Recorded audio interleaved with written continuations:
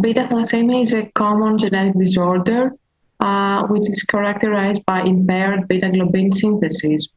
We know that conventional treatment of transfusion-dependent thalassemia includes iron chelation and blood transfusions.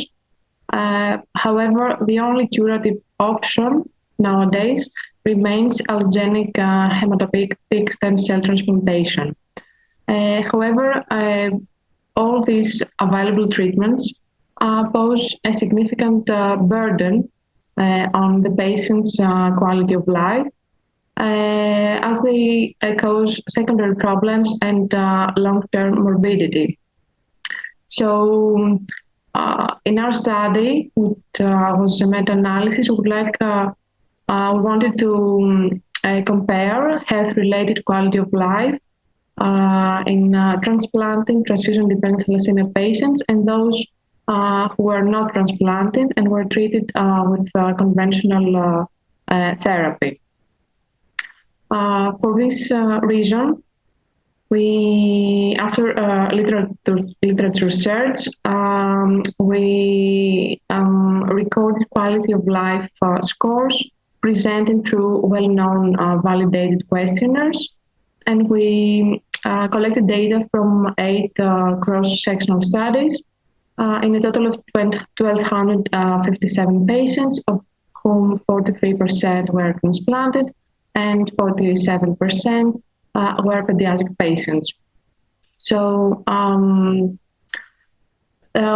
we used the meta-analysis model, and we observed that pediatric transplanted patients scored significantly higher in overall quality of life and physical and emotional domains. And also transplanted adults had a better overall quality of life score, as well as physical and psychological functioning. In comparison always with matched non-transplanted controls treated with conventional therapy. So we concluded that both pediatric and adult patients who survive allogeneic transplantation enjoy a superior quality of life in comparison with patients treated conventionally. So it is important and to always emphasize both on physical and psychological state of our patients and offer them appropriate counseling.